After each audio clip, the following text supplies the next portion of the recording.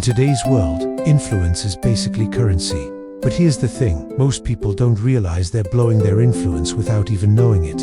Everyone's scrambling for attention, trying to persuade others, but often they end up being completely forgettable, or they push way too hard, come off aggressive, and then get ignored altogether. That's because power today doesn't look like loud shouting or brash moves. It's much quieter. Real power is knowing when to stay silent. It's like being that person who barely ever posts but somehow calls the shots behind the scenes. You're running around chasing spotlight, reacting to everything, but someone else, they're bending reality. And the craziest part, they don't have to touch it directly. They don't just play the game, they design it. They don't beg anyone to notice them. They understand how influence works under the surface, and they manipulate it like it's a machine. This isn't some guess or hunch. It's a system, a set of tactics that go way back. These strategies were written and tested by one of history's coldest, most calculating minds, Machiavelli. If Machiavelli were alive today, you wouldn't find him yelling on social media, hosting TED Talks, or selling motivational courses.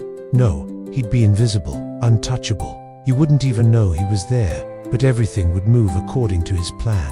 All his influence would happen through subtle control, through quiet whispers, unspoken rhythms, tiny behaviors that no one could trace back to him. And here's the kicker, the tactics he'd use now would work on anyone, no matter who they are or how strong they think they are. It's not just theory. This is the architecture of influence. Machiavelli knew better than anyone that the biggest mistake most people make when trying to influence others is trying to change behavior directly. You can tell someone what to do, but that rarely sticks. Instead, he'd start by infecting their mind, because if you get inside someone's head first, everything else tends to follow. Imagine planting a seed early, like a casual remark. You ever notice how people who act fast usually aren't afraid? Sounds like advice, right? But really, it's a seed. Now every time they hesitate, that thought bubbles up in their mind. They act, not because you told them what to do, but because they believe it's their own idea. You're not convincing people to act. You're making them believe they already would. Machiavelli also knew people get suspicious if you come off as cold and calculating. So he'd wear warmth like a mask. Today he'd smile at the right time, compliment his rivals, laugh at the perfect moment, nod along in meetings, but none of it is genuine. It's all strategy. Once people think you're safe and trustworthy, they let their guard down. They talk more, share more, trust more. That's the moment you strike, dropping a single sentence that changes the entire direction of the conversation. It's a subtle nudge that refocuses their attention, a harmless question that secretly anchors your control. Real influence today isn't about force. It's precise, surgical, disguised as friendliness. When everyone else is trying to dominate by brute strength, Machiavelli would dominate quietly, through comfort, then strike right underneath it. He'd build predictability, then break it, because people only really fear what they can't predict.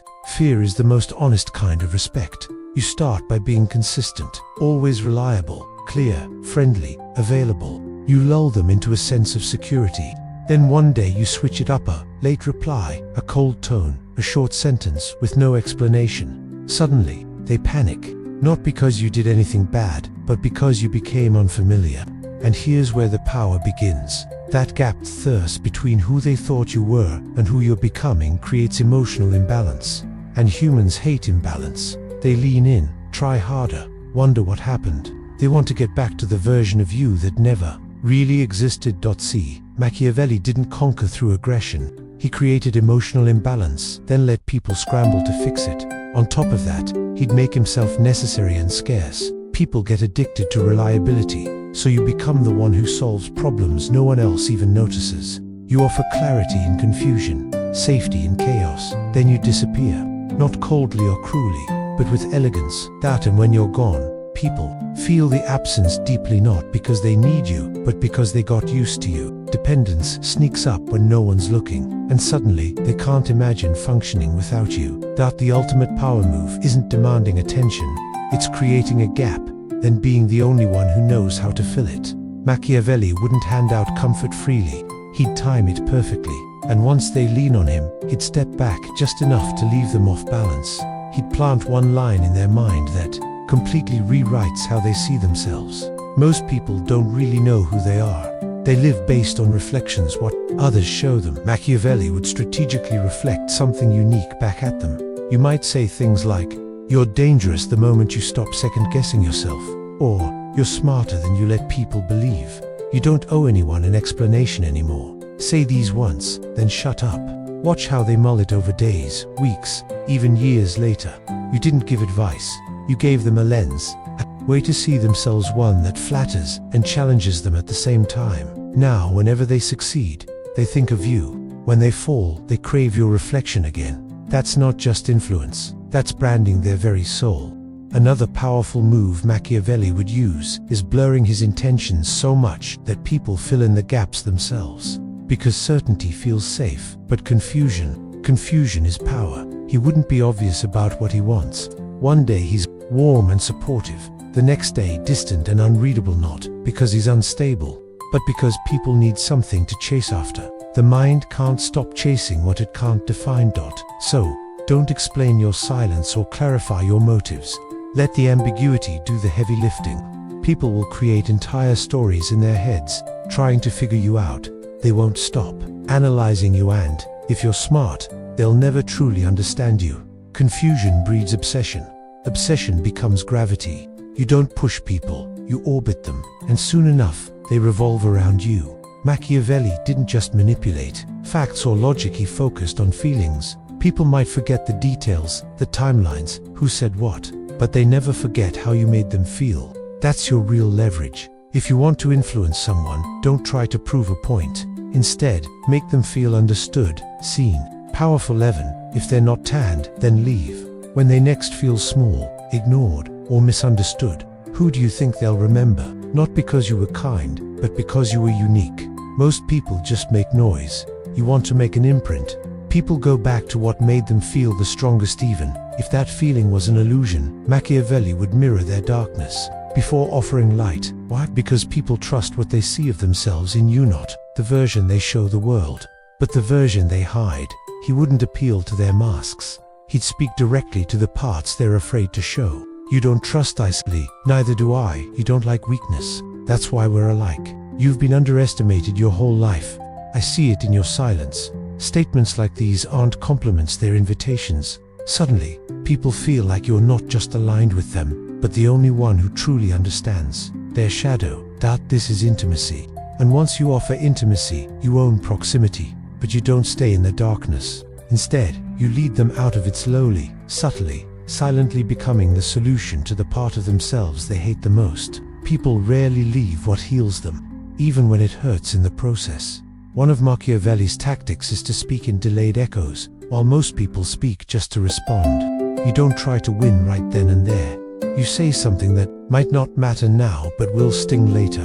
Lines like, "You're going to realize soon why I stayed silent," or "One day you'll understand what I chose not to say." These don't resolve conflicts or correct people's behavior, they haunt them. Every future mistake they make feels like you predicted it. People tend to follow those who seem prophetic. The less you say, the more your words echo later. Don't speak to change the moment, but to own the next one. Machiavelli would collapse defenses through false safety. He wouldn't force his way in. Instead, he'd convince people there's no threat. Ask questions calmly. Never raise your voice. Agree more than you push back. Make others feel brilliant, validated, in control. Let them think they're leading. And while they feel secure, you subtly guide them exactly where you want. When they finally arrive at your destination, they don't feel tricked. They feel grateful because you protected their ego. People follow more willingly when they think they're in charge. You don't need credit, you want compliance. And Machiavelli never asked for recognition. He made himself essential behind the scenes of every decision. Finally, he'd leave conversations unresolved because everyone craves closure. But he wouldn't give it to them. He'd leave messages unanswered, moments unwrapped. Why? Because people always come back to unfinished stories. They circle back to silence, analyze pauses, read between lines. You might say things like, "There's more I could say, but I won't," or "I'll let you figure it out," or "This isn't the time, but it will make sense soon." With that, they lean in, and that leaning is power. You never have to chase them again. They followed the void you left behind. That, and what's more addictive than someone who made you feel almost complete? Someone who let you walk away without an ending but left you obsessed with finding it. Once you've infected their mind with silence, you don't need to say another word, because now they speak for you, defend you, adjust for you. They orbit you, not because you asked, but because you've conditioned them to need your gravity. That's what Machiavelli understood better than anyone. True manipulation doesn't end with action. It ends when the victim rewires their entire self around your absence. At first, they feel imbalance. They can't quite explain it. Something feels off. You used to respond fast, give more, offer certainty. Now you don't. Not aggressively, but enough to make them question themselves. Not you. They ask, did I change? Did I do something wrong? Why am I feeling anxious? And they don't really know. That's the moment they start compensating, being nicer, softer, more present, more emotional. And all you have to do is breathe, because now they're not responding to you. They're responding to who you used to be. That's manipulation. You're not taking from them. You're making them offer more voluntarily. Now, let's talk about what happens when people start feeling this kind of identity confusion. This is where things get really powerful, but also dangerous. Once you've set the stage, they don't just feel confused, they start to change. Slowly, subtly, almost without realizing it. They begin to mirror you. They pick up your tone. They adopt your logic. They even mimic your silence. Why? Because you've set yourself as the standard, the reference point. Their instincts don't guide them anymore now. Their actions are filtered through how they think you'd perceive them. They're constantly asking themselves, what would he think if I said this? Would she approve of this tone? Should I be more like them? They've internalized your gaze, even when you're not around. And people often mistake this for respect, but it's not. It's submission dressed up as the self-improvement. And all this happens while you've said nothing. Machiavelli would be smiling, because behavioral looping is now in full effect. You've created a loop in emotional cycle. They feel disconnected for a moment. They try harder. You stay distant. They invest more. You offer just enough warmth to keep them from walking away. Then you pull back again. This back and forth doesn't push people away.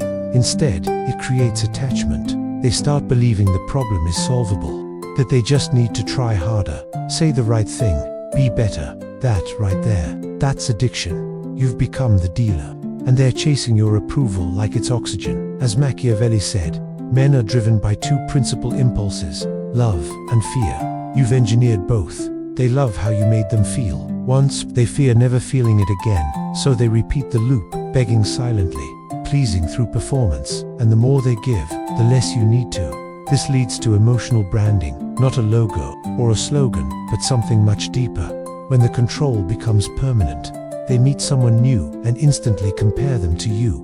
Maybe they hear a phrase and recall how you said it, or they hesitate in conversations, wondering how you would have handled the situation. You're not just a memory, you're a standard. Your influence has carved a space in their mind's architecture, shaped like you. Every new experience must pass through that space. That's how emotional branding works. It's a psychic fingerprint. The way you made them feel, the way you made them doubt themselves, made them crave your approval they could never quite earn. It's embedded deep inside now.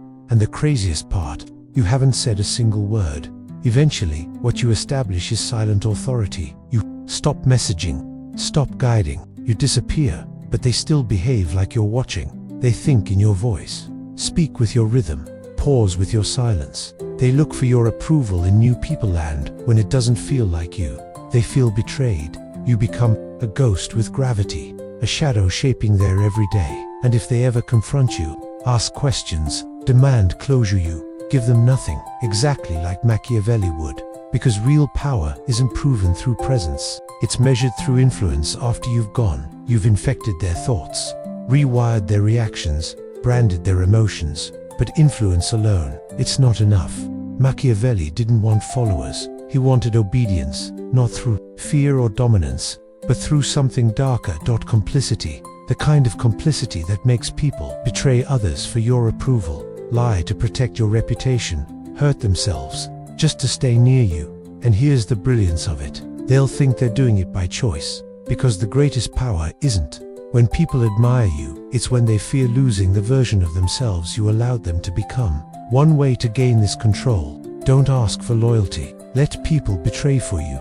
You never say, "Tell me what they said," or "Keep this between us," or "Take my side."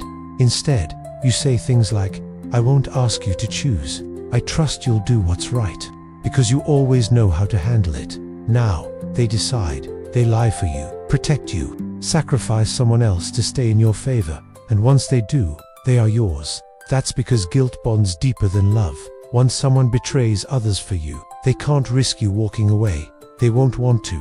You know too much. But even more than that, they've already invested in you, and people protect what they've compromised to keep. Machiavelli wouldn't be the one holding the knife. When it's time to cut someone off, ruin a rival, or end a relationship, you don't act. You let them do it for you. You plant questions like poison. You ever notice how he only shows up when it benefits him? Or, "I don't know. I just get the feeling she talks about you differently when you're not around." Or, "It's probably nothing, but just be careful."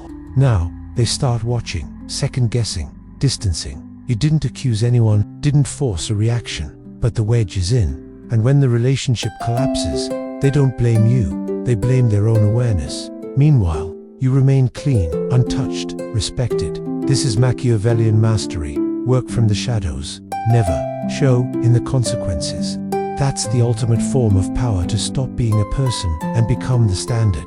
The one everyone measures others against. The benchmark when they're lost. The subtle fear they feel when someone reminds them too much of you. This kind of presence isn't about being loud or visible. It's about being unforgettable in a way that sets the unseen rules of the game. Machiavelli taught us that the ones who scream the loudest often disappear the fastest.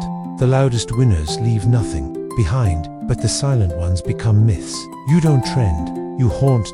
And if you want to master this, if you want to truly control influence, you have to become a standard, not just a person. Now, none of this is about being openly manipulative. It's about understanding human nature on the deepest level. For Machiavelli, it was never about forcing people to follow you. It was about positioning yourself so perfectly that they feel they want to follow you, that they need to. It's subtle, invisible, but devastatingly effective. And this is the blueprint for modern manipulation. A playbook written centuries ago, but perfected for today's world. Imagine a style of influence where the loudest voice isn't the one controlling the room, where you don't have to raise your voice, shout over the noise, or beg for attention. Instead, you implant ideas subtly, mold identities, and shape behaviors, all without ever being in the spotlight. You move people like pieces on a chessboard, without them ever realizing it. But to do this, there's one crucial thing you have to master first: how to hold power without seeming like you have it, because true control lies in the ability to make others believe they are in control. You make them think they're leading the charge, that they're the decision-makers. And while they bask in that illusion, you guide the entire path. You need to master the art of false safety. Be friendly enough to disarm distrust, confident enough to command respect, and elusive enough to leave them chasing.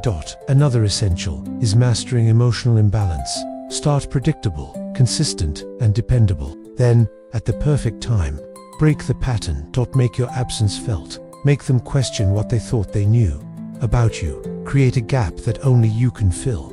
This imbalance drives them to lean in hard, desperately trying to repair the missing connection. The key: don't give in to their attempts to restore the old you. Let them scramble. Let them reinvent themselves, chasing after an ideal that never existed. That's where your power blooms. And when you withdraw gracefully, just disappear into the background. Leave traces. Drop lines that haunt. Statements that echo later, when they're alone with their thoughts. Prophetic phrases that seed doubt and wonder, and then quietly disappear. The most dominant move Machiavelli knew wasn't confrontation, it was absence. Because presence limits respect, absence defines it. When you're always there, people adapt, they manage you, they expect you. But when you vanish, they restructure their world trying to find you. They speak softly, think carefully, make choices aligned with what they believe you value. That's silent authority, where control exists without visible power, where you don't need to be seen or heard to be obeyed.